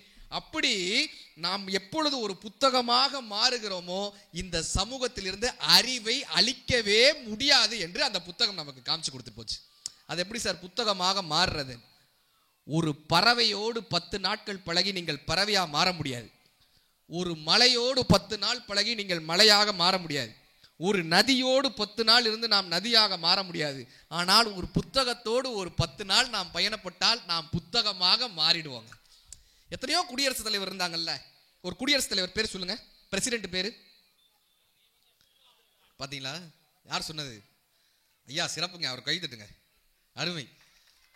எத்தனை குடியரசுத் தலைவர் இருந்தாங்க? ஏன் நம்ம அப்துல் கலாம் ஐயா பேர் மட்டும் சொல்றோம்? கரெக்டா? எத்தனை பேர் இருந்தா? ஏன்னா அவர் தான் நடமாடும் புத்தகமாவே இருந்தார். சார், அவர் குடியரசு மாளிகைக்கு பதவி ஏற்க போறாரு. ஒருத்தன் போய் கீழே உட்காந்தான். எல்லாரும் எந்திரிச்சு தானே நிற்பாங்க. அவர் வந்தாருன்னா எல்லாரும் எந்திரிச்சு நிற்பாங்கல்ல. ஒருத்தன் போய் கீழே உட்காந்தான். எதுக்குப்பான்னு கேட்டார். எதுக்குப்பான்? இல்லை, உங்க ஷூக்கு பாலிஷ் போடுறதுக்காக உட்கார்றான். வைஸ்ராய் காலகட்டத்தில் அப்படி ஒரு பழக்கம் இருந்தது. ஷூக்கு அதெல்லாம் வேணாப்பா, அவனை கிளம்ப சொல்லுன்றாரு. கிளம்ப சொல்லுங்க. அவன் எந்திரிச்சு சார் சார் சார்னு அழுகிறான். எதுக்கு அழுகிறான்னு கேட்கிறார். இல்லை, 4 குழந்தைகளாம் நீங்க வந்த உடனே அவனை வேலையை விட்டு அனுப்புறீங்களேன்னு அழுகிறான். அவர் சொன்னார், அவனை வேலையை விட்டு அனுப்பலப்பா, தோட்டத்தில் போய் தண்ணி ஊற்ற சொல்லு, அவ்வளோதான். தோட்டத்தில் போய் தண்ணி ஊற்ற சொல்லு. இப்போ அவருடைய ஆட்சி காலம் முடியுது. குடியரசு ஆட்சி காலம் முடியுது. இப்போ கிளம்பணும். கிளம்பும் போது சொல்றாரு, இந்த ஒருத்தன் நான் வந்த உடனே கீழே உட்காந்து தோட்டத்தில் இருந்தாலும் அவனை வர சொல்லுன்றாரு. வந்தவன்ட்ட சொன்னாரு, என்னமோ நான் வந்த உடனே உன்னைய வேலையை விட்டு அனுப்புறேன்னு சொன்னேன், இன்னைக்கு என்னையவே வேலையை விட்டு அனுப்புறாங்க தெரியுமா அப்படின்னாரு. இன்னைக்கு என்னையவே வேலையை விட்டு அனுப்பு. அவனுக்கு ஒன்றும் புரியல. அப்படியே பார்த்தான். நீ தோட்டத்துக்குலாம் எப்படி தண்ணி அடிப்பில்ல, அப்படி இந்த பெட்டியில தண்ணியை ஸ்ப்ரே பண்ணுன்றாரு. தோட்டத்துக்குலாம் தண்ணி ஸ்ப்ரே பண்றீங்களா, இப்படி பெட்டியில. அவன் யோசிக்கிறான். ஏன்னா பெட்டியில ட்ரெஸ் எல்லாம் இருக்கும், புத்தகங்கள்லாம் இருக்கும், எப்படிப்பா நான் ஸ்ப்ரே பண்றதுன்னு. இல்லை, நீ ஸ்ப்ரே பண்ணுன்றாரு. அவனு உடனே ஸ்ப்ரே பண்ணான். ஏபிஜே ஐயாவினுடைய வார்த்தை, நான் குடியரசுத் தலைவர் மாளிகையிலிருந்து செல்லும் போது ஒரு தூசியை கூட அப்துல் கலாம் எடுத்து போகவில்லை என்று இந்த மக்களுக்கு தெரிய வேண்டும். நடமாடும் புத்தகமாக ஒரு புத்தகம் படிக்கும் போது என்ன பண்ணா, நடமாடும் புத்தகமாவே மாறிடுவோம். புத்தகம்னா என்ன பண்ணா, புத்தனின் அகம் புத்தகம். நாங்க புத்தரினுடைய வார்த்தைகள் எல்லாம் புத்தகமா வந்து அவரே ஒரு நடமாடும் புத்தகம். புத்தரெல்லாம் புத்தர் யாகம் வளர்த்துக்கிட்டு இருந்தாங்க. புத்தர் கேட்டார், என்னப்பா பண்ணுவீங்க இதுல? குதிரையை யாகத்துல போடுவோங்க. ஏன்னு கேட்டார். குதிரையை யாகத்துல போட்டா குதிரை டைரக்டா சொர்க்கத்துக்கு போயிடுங்க. இவர் கேட்டார், யாகம் வளர்க்குற நீ டைரக்டா குதிக்க வேண்டியதானே, நீயே சொர்க்கத்துக்கு போயிடலாம்ல, ஏன்பா குதிரை அனுப்புற? புத்தர்னு அவ்வளவான ஒரு பகுத்தறிவோடு இருந்தவர். புத்தர்கிட்ட ஒருத்தன் போய் கேட்டான், ஏன் சாமி, எங்க அப்பா இந்த ஊர்ல அழிச்சாட்டியம் பண்ணவர், செத்து போயிட்டார். எங்க ரிச்சுவல்ஸ் பிரகாரம் இந்த தானம் பண்ண சொன்னாங்க, யாகம் வளர்க்க சொன்னாங்க, எல்லாம் பண்ணிட்டோம். ஆனா அவர் சொர்க்கத்துக்கு போவாருன்ற நம்பிக்கை எனக்கு இல்லை. இந்த ஊர்ல அவ்வளவு அழிச்சாட்டியம் பண்ணவர், நீங்க பெரிய சாமியாருன்றாங்க. உங்களுடைய இன்ஃப்ளூயன்ஸை பயன்படுத்தி நீங்க அவரை கொஞ்சம் சொர்க்கத்துக்கு அனுப்ப முடியுமான்னு கேட்டான். சொர்க்கத்துக்கு அனுப்ப முடியுமான்னு. அவர் உடனே மெட்டீரியல்ஸ்ல சொன்னார், நான் சொல்றதெல்லாம் நாளைக்கு வாங்கிட்டு வாப்பார். 2 பானை, 2 வெண்ணெய் கட்டி, 2 கல்லு, 1 கம்பு, இதெல்லாம் வாங்கிட்டு வான்னார். இவன் சொன்ன, யாக மெட்டீரியல்ஸ் டிஃப்ரெண்டா இருக்கு அப்படின்னு 2 பானை, வெண்ணெய் கட்டி, கல் எல்லாத்தையும் எடுத்துட்டு வந்தான். நதிக்கரை ஓரமா நிப்பாட்டினாரு. இப்ப நான் சொல்றதை அப்படியே செய்யினார். என்னங்கன்னா, பானைக்குள்ள வெண்ணெயை போடு, அதுக்குள்ள கல்லை போடு, 2 பானையிலையும் போட்டான். இப்ப 2ஐயும் தூக்கி தண்ணியில போடுனாரு. 2ஐயும் தூக்கி தண்ணியில போட்டான். இந்த குச்சியை வச்சு அடினாரு. 2ஐயும் அடிச்சான். இப்ப கல் உள்ளர போயிடுச்சு, வெண்ணெய் மேல மிதந்துச்சு. இப்ப புத்தர் சொன்னார், நான் சொல்ற மந்திரத்தை அப்படியே சொல்லு, வெண்ணையே உள்ளர போ, கல்லே மேலவா, வெண்ணையே உள்ளர போ, கல்லே மேலவா, இது வர்ற வரைக்கும் இதை சொல்லுனார். அவன் எப்படியே பார்த்தான், அது எப்படிங்க வெண்ணெய் உள்ளர போகும், கல்லு எப்படிங்க மேல வரும், வராதுலங்கன்னா. அவர் சொன்னாரு, வெண்ணெய் உள்ள போகாது, கல்லு மேல வராதுன்னு தெரிஞ்ச உனக்கு அயோக்கியத்தனம் மட்டும் பண்ண உங்க அப்பா சொர்க்கத்துக்கு போக மாட்டாருன்னு உனக்கு தெரிய வேணாமாடா, ஏடா பரிகாரம் பண்ணிட்டா மட்டும் சரியா போயிருமாடான்னு.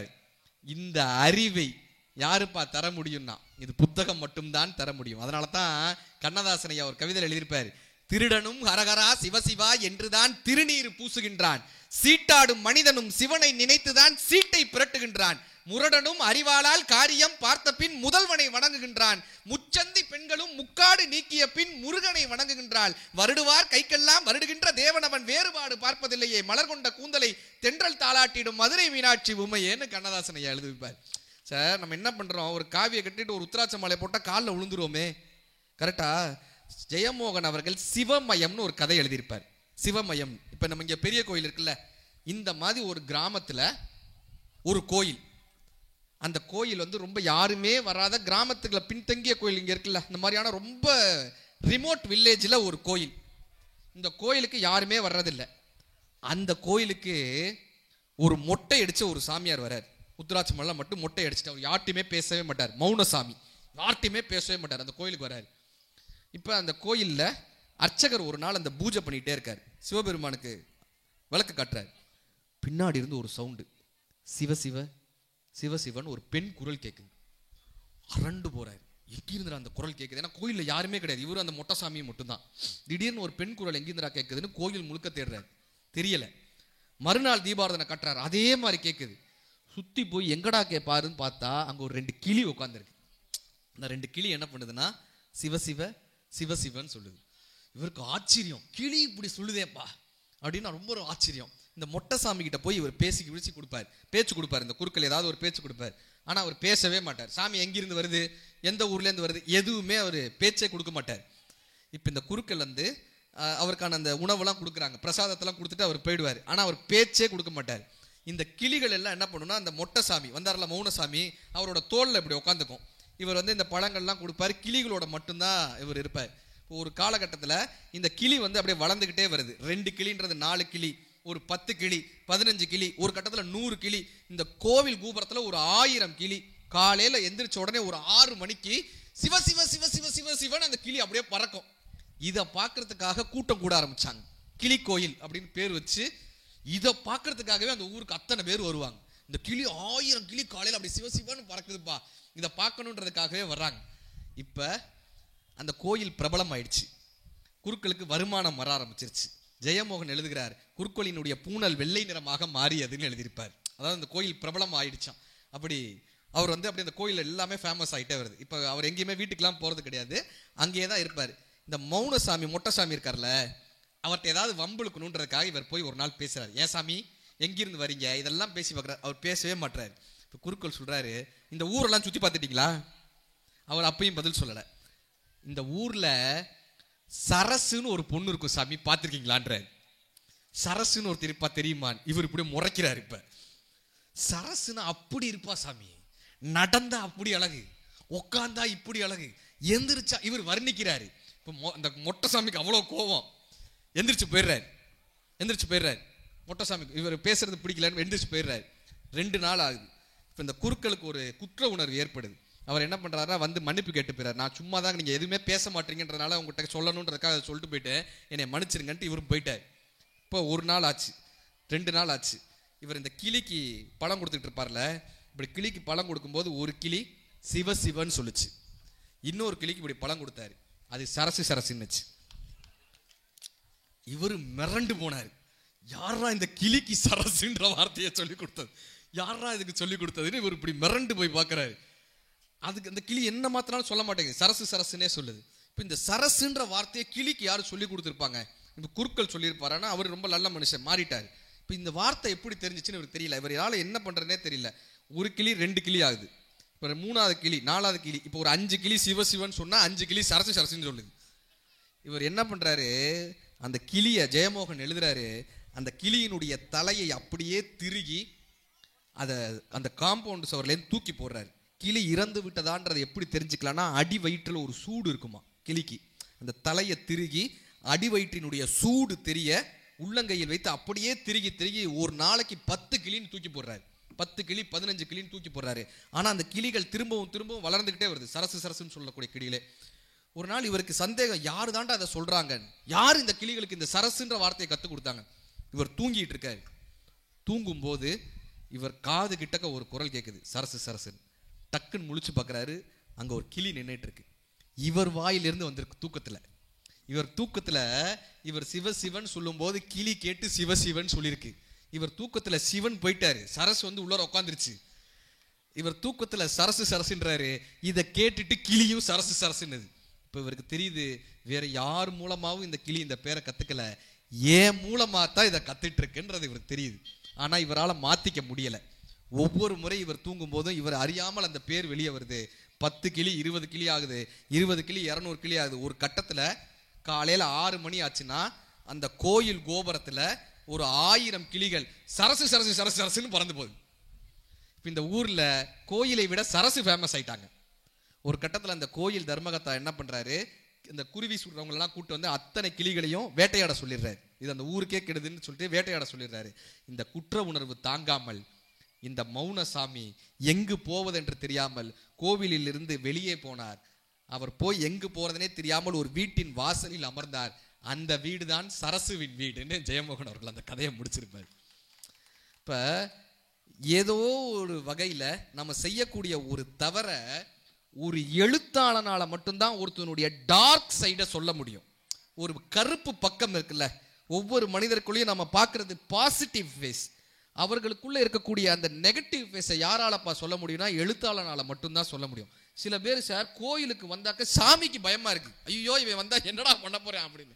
பிரான்சிஸ் கிருபா ஒரு கவிதையில் எழுதியிருப்பாரு, எந்த வேண்டுதலும் இல்லாமல் கோவிலுக்கு நுழையும் பக்தனை பார்க்கும் போது கடவுள் விடும் பெருமூச்சு கோவிலை நிரப்புகிறது. பின்பு கடவுள் தனக்குள் சொல்லிக் கொள்கிறார், இவர் ரொம்ப நல்லவன்டான். ₹1 போட்டு 1000 வேண்டுதல் வைக்கிறானே நம்மாலு. கண்ணதாசன் ஏதாவது சொன்னார், கடவுளை பார்த்தா என்னப்பா கேட்கணும்னார். கடவுளை பார்த்தா என்ன கேட்கணும்? நாயகனை சிலை வடிவில் நாட்டி வைத்த சைவர் திரு கோவிலுக்குள் நான் சென்றேன் தோழி, அவன் குரல் அங்கே கேட்கவில்லை தோழி. மாயவடி வானத்திரு மாலிருக்கும் சோலையினில் தூயவனை காண வந்தேன் தோழி, அவன் சொல்லும் மொழி கேட்கவில்லை தோழி. தூய நபி நாயகத்தின் சொல்லறிய அல்லாவின் வாயிலுக்குள் சென்று வந்தேன் தோழி, அவன் வார்த்த மொழி கேட்கவில்லை தோழி. பாவம் அதை தீர்த்தருளும் தேவன் அவன் ஆலயத்தில் மண்டியிட்டேன் தோழி, நிலை கொள்ளவில்லை வந்துவிட்டேன் தோழி. சித்தம் ஒரு முக்தி பெற பக்தி நிலை முக்தி பெற புத்தனையும் பார்த்து வந்தேன் தோழி, அவன் புன்னகையை காணவில்லை தோழி. என் மனதில் ஊடுருவும் தும்மதியை தீர்த்து மன நிம்மதியை வேட்டுதடி நெஞ்சம், உயர் தம்மதியை காட்டவில்லை அஞ்சும். காடுமலை நீர் நெருப்பு காற்றுமலை வான்முகில்கள் கூடி வர வைத்தவனை காணேன், ஒரு கூடிழந்த பறவை என ஆனேன். பொன்பொருளும் மாளிகையும் பூவுலக மேனிலையும் உன்னிடத்தில் நான் தருவேன் வாராய், நீ உன்னுடைய நிம்மதியை தாராய்ன்னு கண்ணதாசனை எழுதியிருப்பார். கடவுள்கிட்ட போய் என்னையா கேட்கறதுன்னா நிம்மதியை கொடுங்கயான்னு கேட்கறதுனாங்க கடவுளுடைய ஒரு பெரிய விஷயம்னு வச்சிருந்தாங்க. இப்ப சமீபத்தில் பழனிக்கு ஒரு நிகழ்ச்சிக்கு போறேன், ஸ்லீப்பர் பஸ்ல பழனிக்கு போறேன். ஒருத்தர் நைட்டு பூரா நடந்துகிட்டே இருந்தார் சார், நைட்டு பூரா நடக்கிறாரு. எதுக்குடா அவர் நடக்கிறாருன்னு பார்க்குறேன், இவர் தூக்கத்தில் நடக்கிற வியாதியா, நைட்டு பூரா எதுக்குடா நடக்கிறாரு. காலையில் இறங்கி சார் பழனி பஸ்ஸில் அந்த ஸ்லீப்பர் பஸ்ஸை தொட்டு கும்பிட்டார், முருகான்னார். ஏன்பா இதை தொட்டு கும்பிட்டார்? அவன் சொன்னா, நான் ஒரு வேண்டுதல் வச்சிருந்தேன், அந்த வேண்டுதல் நிறைவேறிடுச்சுன்னா பழனிக்கு நடந்து வரேன்னு வேண்டிக்கிட்டேன். எது பஸ்ஸில் வேண்டுதல் நிறைவேறிடுச்சுன்னா இவர் நடந்து வராராம். யாரையா ஏமாத்துறீங்க? கண்காணி இல்லை என்று கள்ளம்பல செய்குவார், கண்காணி இல்லாத இடமில்லை காணுங்கால், கண்காணியாக கலந்தொழிந்து நின்றானே கண்காணி காலுங்கால் களவொழிந்தாரே. நான் கரெக்டா நம்ம என்ன பண்ணிடுறோம்னா ரிச்சுவல்ஸை கரெக்டாக பண்ணிடுறோம் சார், ஆனால் அதற்கான காரணமே தெரிய மாட்டேங்குதே. வீட்டில் கோலம் போடுவோம்ல, இங்கே எத்தனை பேர் வீட்டில் கோலம் போடுறோம்? கோலம் எதில் போடுவீங்க? அரிசி மாவில் போடுறீங்களா? இந்த அரிசி மாவில் கோலம் போடும்போது பக்கத்தில் ஒரு செம்மண் இட்டு கோலம் போடுவோம் தெரியுமா? வெறும் வெள்ளை கலரில் போடக்கூடாது, செம்மண் ஒன்று போடுவாங்கல்ல பக்கத்தில், அதுக்கு பேர் என்ன தெரியுமா? தர்மவழின்னு பேர்.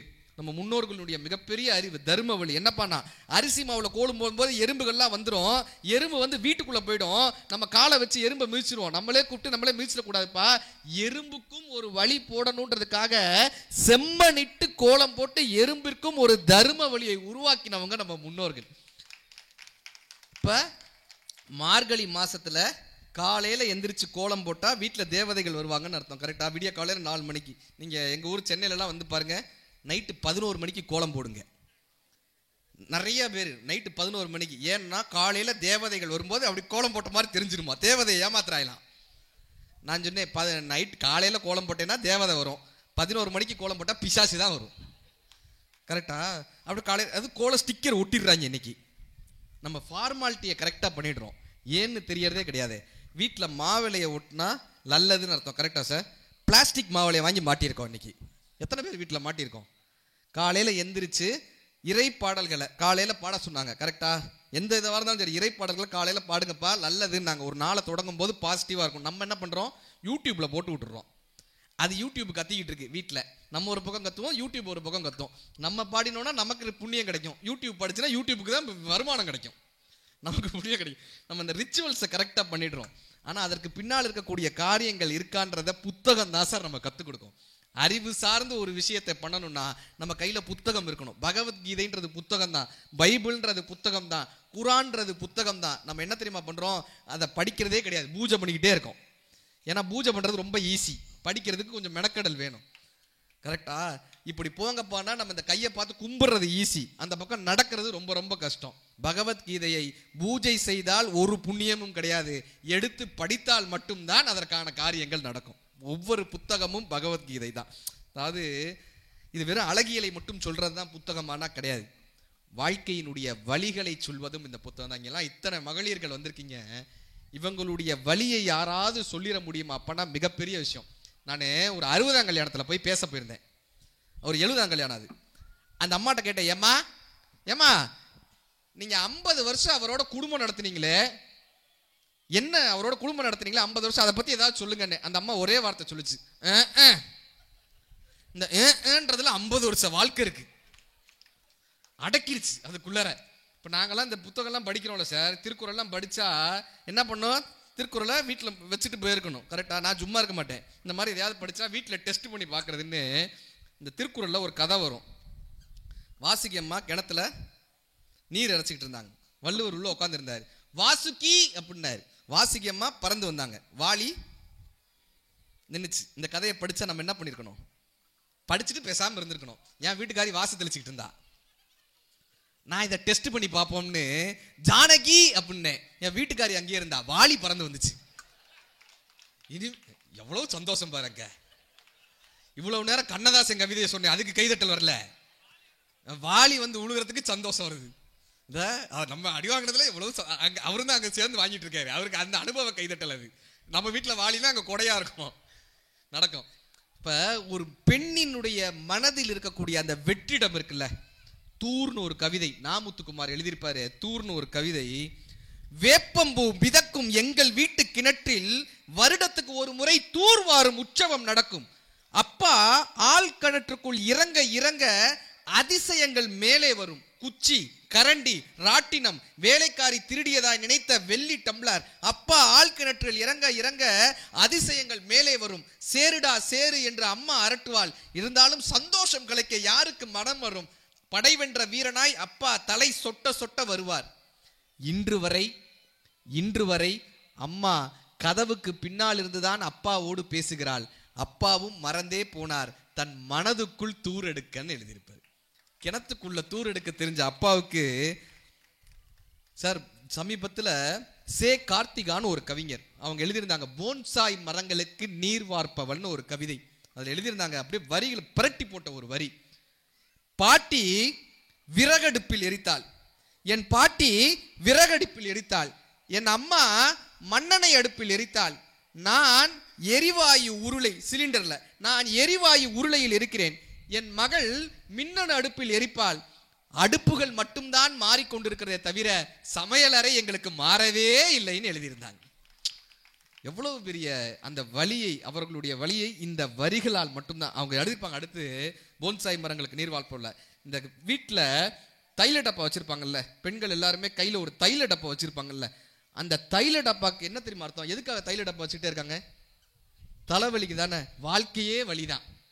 இந்த வாழ்க்கைன்ற வழியை 2 ரூபா தைல டப்பால தாங்க நாங்க கடத்திட்டு இருக்கோம்னு ஒரு கதை எழுதியிருப்பாங்க. எகிரி குதிக்கும் கோடை வெயில், வழக்கத்துக்கு மாறாய் வந்துவிட்ட மாத விளக்கு, எகிரி குதிக்கும் கோடை வெயில், எவ்வளவு முயன்றும் கிடைக்காத பேருந்து இருக்கை, புடவை என்பதால் வலது கையால் மட்டும் பேருந்து கம்பியை பிடித்தாக வேண்டிய நிர்பந்தம், வீடு நுழைந்து பார்க்கையில் இன்றைக்கேனும் பாலையோ தயிரையோ கொட்டிவிட்டு ஓடும் பக்கத்து வீட்டு பூனை, துடைத்து முடைத்து பார்க்கையில் இளைய மகளுக்கு ஏனோ காய்ச்சல் அடிக்கிறது, அப்பாவிடமும் அப்பத்தாவிடமும் கற்றுக்கொண்ட கை வைத்தியம் கை கொடுக்க பரிமாறி பசியாரி படுக்கையில் வீழும் போதுதான் தெரிகிறது, அம்மா நீ கையில் வைத்திருக்கக்கூடிய அந்த சிகப்பு வெள்ளை தைல டப்பாவினுடைய அருமைன்னு எழுதியிருப்பாங்க. ஒரு தைல டப்பாக்கு பின்னாடி எவ்வளவு பெரிய வழிகளை கடத்திட்டு சார். சமீபத்தில் ரொம்ப ரசிச்ச ஒரு கதை, ஒரு 80 வயசு பாட்டி மரணப்படுக்கையில் இருக்காங்க. நான் ஹஸ்பண்டை கூப்பிட்டாங்க, எங்க வீட்டுக்காரை கூப்பிட்டாங்க, ஏங்க நான் கல்யாணமான புதுசுல நம்ம வீட்டுக்கு வரும்போது ஒரு பெட்டி எடுத்துட்டு வந்தேன்ல, நீங்க கூட அதை திறக்கவே கூடாதுன்னு நான் உங்ககிட்ட ஒரு பெர்மிஷன் வாங்கியிருந்தேன், திறக்கவே கூடாதுன்னு பெர்மிஷன் வாங்கியிருந்தேன், நீங்களும் அதை திறக்கவே இல்லை, இத்தனை நாட்கள் நீங்க திறக்கவே இல்லை, நீங்க ரொம்ப ஜென்டில் மேன், நீங்க அதை திறக்கவே இல்லை, இப்போ அந்த பெட்டி எடுத்து தரங்களேன்னாங்க. இவரும் அந்த பெட்டியை திறந்தார். அதுல 2 வயர் பொம்மை இருந்துச்சு. இது என்னம்மா வயர் பொம்மைன்னு கேட்டார். இல்லை, நான் கல்யாணம் ஆகி வரும்போது எங்க அம்மா சொன்னாங்க, நீ வீட்டுக்காரரோட சண்டை போட்டேன்னா உங்க வீட்டுக்காரர் திட்டப்படாது, அதுக்கு பதிலாக 2 வயர் பொம்மை செஞ்சு அதை திட்டணும்னு இதை சொன்னாங்க, அதனால அந்த வயர் பொம்மையை செஞ்சேன். அவர் ரொம்ப ஆச்சரியத்தோட கேட்டார், 50 வருஷம் கல்யாண வாழ்க்கையில 2 தடவை தான் என் மேல கோவப்பட்டியான்னாரு. 2 தடவை தான். அவங்க சொன்னா, பக்கத்துல ஒரு கவர் இருக்கு பாரு, திறந்து பாருங்க. திறந்து பார்த்தா 5 லட்சம் ரூபாய் பணம் இருந்துச்சு. நான் ஒவ்வொரு தடவையும் பொம்மையை பண்ணி வித்துருவேன்.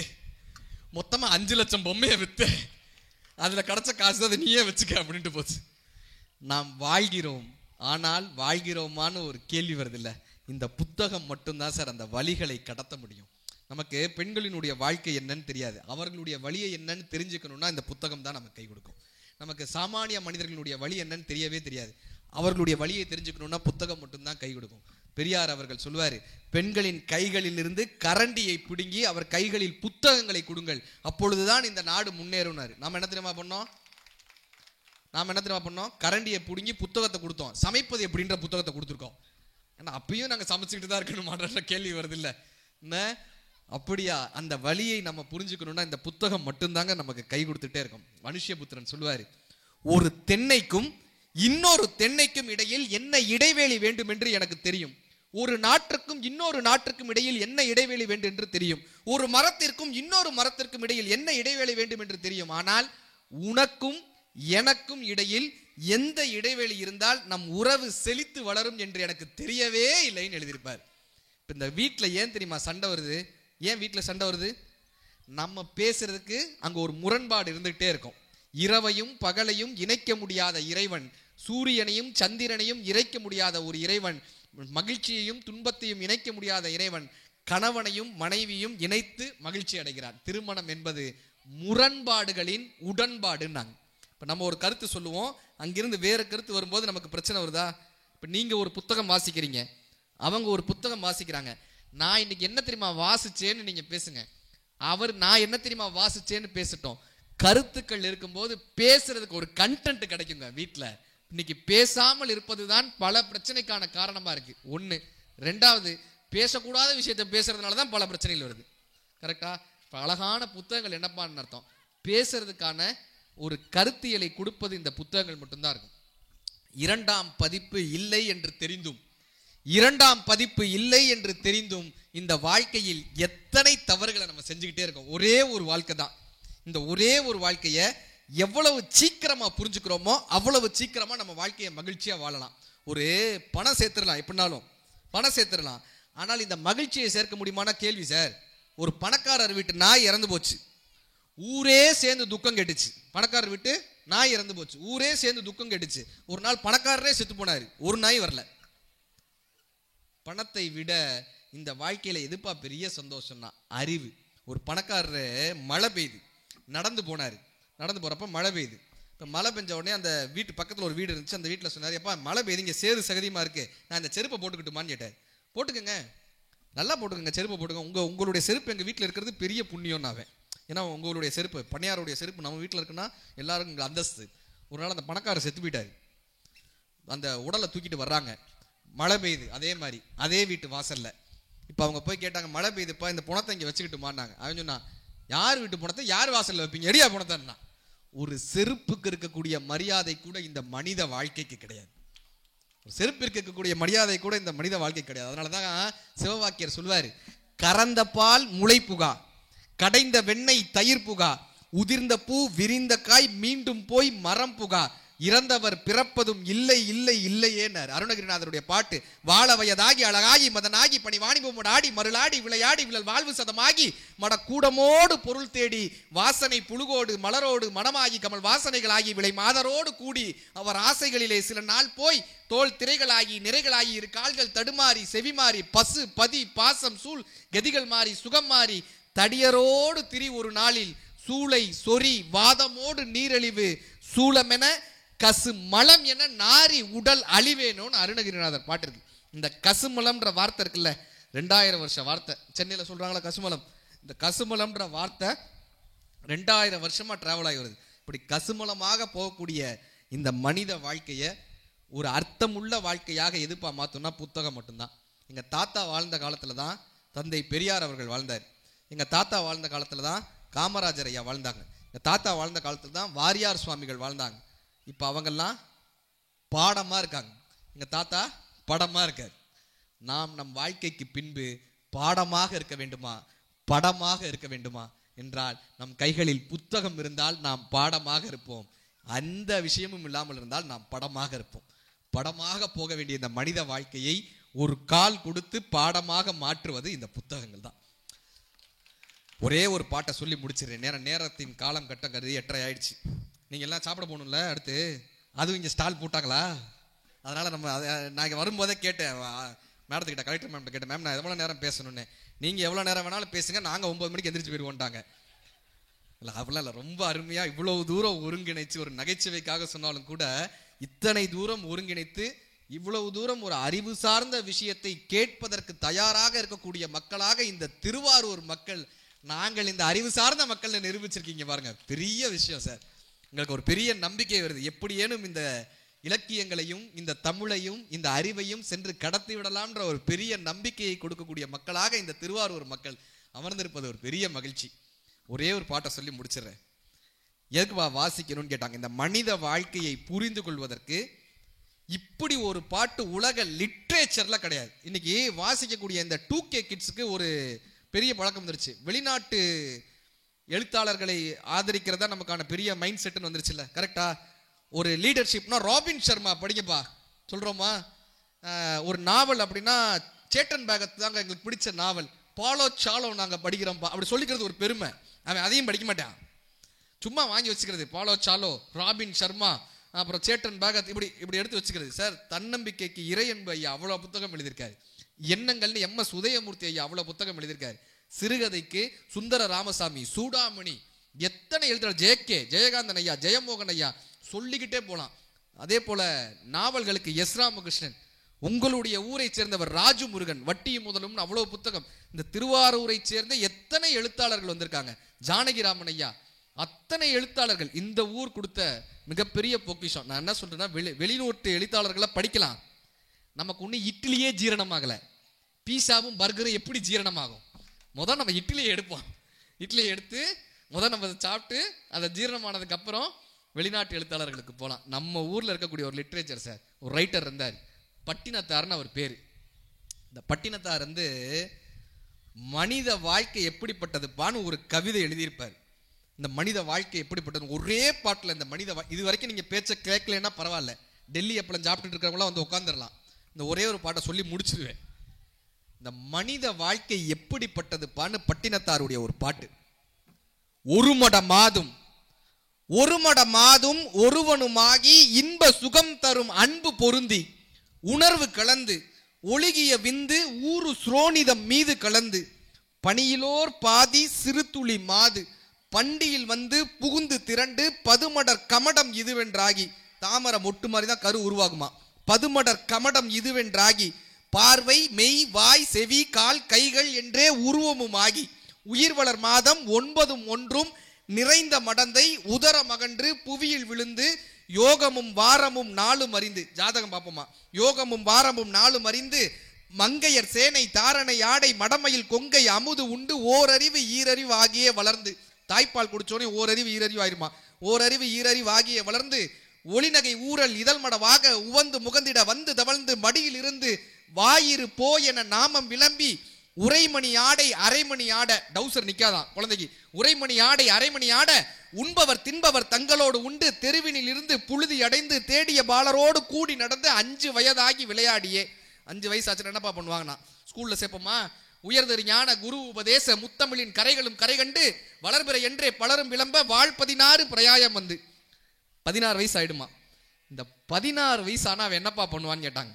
மயிர்முடி கோதி ஸ்டைல் பண்ணிப்பானா, மயிர்முடி கோதி 60 நீல வண்டமர் தந்தொடை கொண்ட புனைந்து மணிப்பொன் விளக்கு பணியும் அணிந்து, இப்படி காப்பு போட்டு போனான், மணிப்பொன் விளக்கு பணியும் அணிந்து மாதகர் போதகர் கூடி வணங்க மதன சுரூபன் இவன் என மோக மங்கையர் கண்டு மருண்டு திரண்டு விரிவிழி கொண்டு சுழியை எறிந்து மாமையில் போல் அவள் போவது கண்டு, பொண்ணை பார்க்க ஆரம்பிச்சிருவானா, மாமையில் போல் அவள் போவது கண்டு மனது பொறாமல் அவள் பின்னால் சென்று மங்கள செங்கல சந்திகள் கொங்கை மருவ மயங்கி இதழமுது உண்டு தேடிய மாமுதல் சேர வழங்கி காசை கொண்டு போய் கொடுத்துருவானா.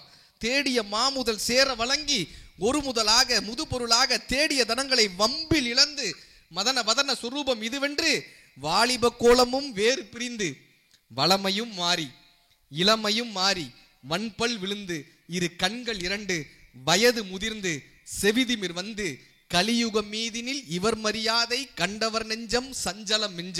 இவர் எவ்வளவு பெரிய பணக்காரர் தெரியுமாப்பா, இவர் எவ்வளவு பெரிய பதவியில் இருந்தார் தெரியுமாப்பா. இப்படி பார்த்தவங்க கலியுக மீதினில் இவர் மரியாதை கண்டவர் நெஞ்சம் சஞ்சலம் மிஞ்ச கலகலவென்று மலசலம் வந்து கால்வழி மேல்வழி சேர நடந்து தெளிவு மின்றி உரைதெடு மாறி சிந்தையும் நெஞ்சமும் உலர்ந்து தவின்று தினமும் அலைந்து தேரினல் ஆதரவு எதுவென நொந்து மறையவன் வேதம் எழுதியவாறு வந்தது கண்டம் என்று தெளிந்து இனியன கண்டம் இனியன தொந்தம் மேதினி வாழ்வு நிலாதினி என்று கடன்முறை பேசும் என உரை நாவும் தங்கி விழுந்து.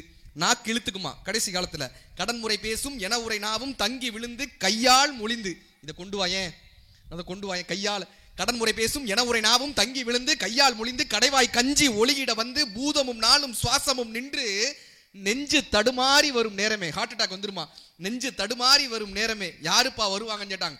உச்சடையும் சிறு குஞ்சமும் மிஞ்ச மதகம் இரண்ட வடிவம் இளங்க மாமலை போல் எம தூதர்கள் வந்து வளைகொடு வீசி உயிர் கொடு போக மைந்தன் வந்து குனிந்து நொந்து மடியில் இருந்து மனைவி புலம்ப மாழ்கினரே இவர் காலம் என்று பழையனர் காணும் என்பர் அருகிலார் பஞ்சு பறந்தது என்பர் பந்தர் இடுமென வந்து பறையிடை முந்தி பிணம் வேக விசாரியும் என்று ஏவும் சிலர் பனித்துகள் துஞ்சக களவம் அணிந்து பாவமே செய்து நாரும் இந்த உடம்பை வரிசை கெடாமல் எடுமென ஓடி மைந்தர் வந்து குனிந்து சுமந்து கடுகி நடந்து சுடலை அடைந்து மானிட வாழ்வு இதுவென நொந்து விறகிடை மூடி அனல் கொடு போக வெந்து விழுந்து தனிந்து நாணங்கள் உருகி எலும்புகள் கருகி ஒரு பிடி நீரும் இல்லாத உடம்பை நம்பும் அடியேனை இனி வாழ்த்துமேன்னு பட்டினத்தார் ஒரு பாட்டில் இருக்கு. ஒரு துளி நீர்ல ஆரம்பிக்கக்கூடிய இந்த மனித வாழ்க்கை ஒரு பிடி நீர்ல இந்த மனித வாழ்க்கை முடிஞ்சிருச்சுப்பான்னு சொன்ன ஒரு லிட்ரேச்சர் தமிழ் லிட்ரேச்சர்.